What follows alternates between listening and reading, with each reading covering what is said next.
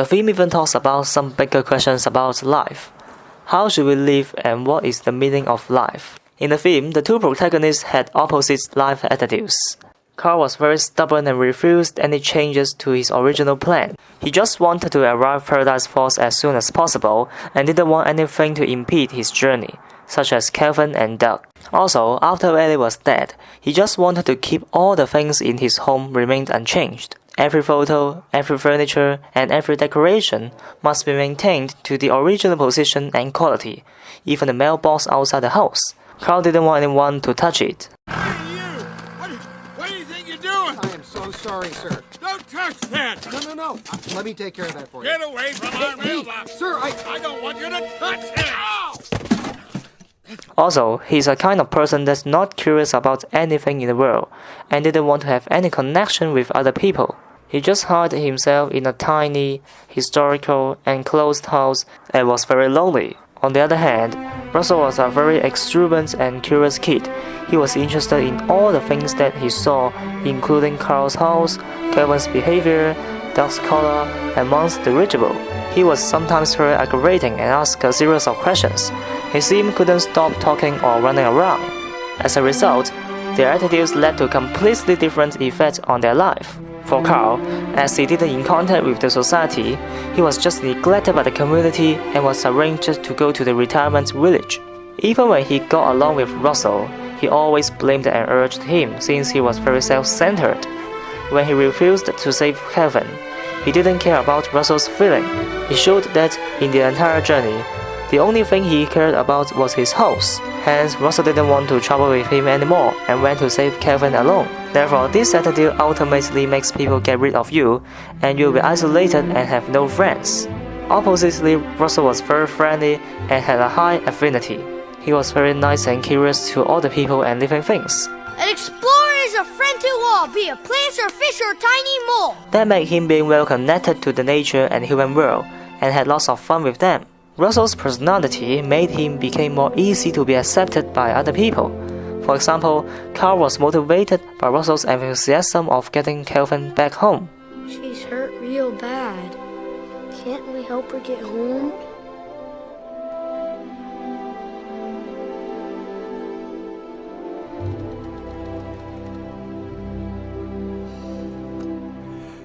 All right, but we gotta hurry.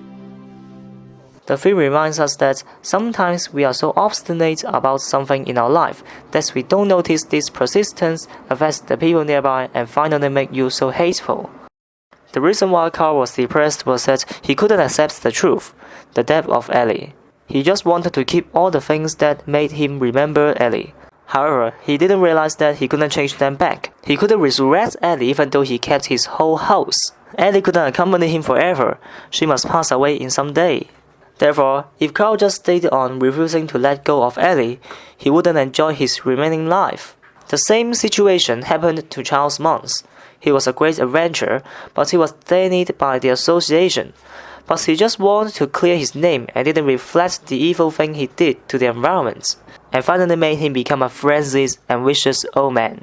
In contrast, although Russell has similar situation with Carl, his parents probably left him alone when he was very young. Phyllis, you call your own mother by her first name? Phyllis isn't my mom. Oh. However, he didn't feel very sad about this thing. Instead, he just enjoyed every moment in his life. Consequently, he could always be happy. His happiness didn't come from some very significant or major issues. It just came from many trivial things in his mundane life. Therefore, the key to enjoy your life is to accept all the things that happens to you, regardless it's good or bad, since you can't control everything in your life. You can't control death, you can't control weather, and you can't control other people. For this reason, if you just stuck in those things that you are not able to manipulate, it will be easy to have lots of stress and pressure, and you can't solve the problem at all. The film shows an extreme case of this attitude which happened to Charles Mons. He couldn't accept not being affirmed. He just wanted to catch the wild animals to prove that he didn't tell lies. But once I bring back this creature, my name will be cleared. However, it made him that aware what he did was violating the natural ethics. He just used any method that he could do to catch Kelvin. He used dogs to hunt her and used nets to catch her. Finally, he lost his life due to this huge desire for having Kelvin being his prey. Therefore, if you're just intoxicated by some crazy achievements, you might fall into the trap of losing rationality. I don't mean that we shouldn't dream big. Of course, daring to dream is a good thing, but sometimes we may go too far that puts us into troubles. And in reality, not everyone can achieve something ambitious, but that doesn't mean they can't enjoy and appreciate their life, like what Russell said. And afterwards, we go get ice cream at Fenton's. I always get chocolate and he gets butterbrickle. Then we sit on this one curb right outside, and I'll count all the blue cars and he counts all the red ones, and whoever gets the most wins. I like that curb. That might sound boring, but I think the boring stuff is the stuff I remember the most. Therefore, observing every element and creatures nearby is already a very good method to relax ourselves and appreciate different things. It's glad to see that Carl finally could let go of Ellie and their house. This action made him shake off all the concerns and pressure about losing Ellie. He became much healthier than that in the beginning of the film. He didn't need to walk with a crutch, and he could start a completely new page of his life with Russell. Carl realized that materials couldn't make him appease his loneliness, since they have no life or feelings. Even though he finally brought his house to Paradise Falls, he still felt desolate. His house was still empty. He couldn't replace Ellie with the house, and he couldn't hypnotize himself that Ellie was always with him by carrying his house, because Ellie was a real person, a real human that wants a life. He could only heal his solitude if he opened his mind and had new connection with other people. That's the true thing we should treasure. A human is always more critical than a house or a photo, since only human can understand what you are feeling and have interaction with you. Therefore, in order to save Kelvin and Russell, Carl threw off all the stuff in his house, including the 2 armchairs, and lifted his house up again. He didn't think that the house was a part of Ellie anymore.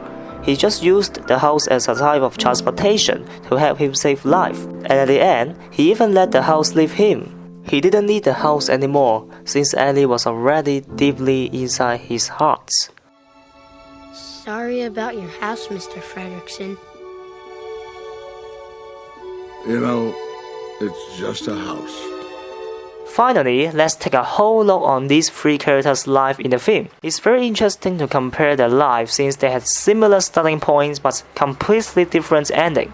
First, for Ellie, she enjoyed her marriage with Carl.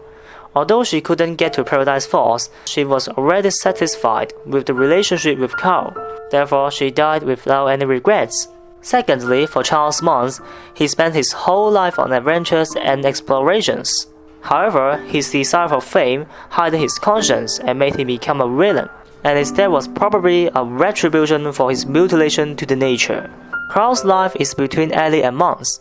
He also enjoyed his life with Ellie, but he was stuck in the fact of losing her. But after the adventure with Russell, he finally could release his pressure and had a brilliant life again. So, which character's life you want to have? It's really up to your choice since you always live in a way that you think that it should be. To sum up, this movie gives us some tips to enjoy our life and appreciate things nearby.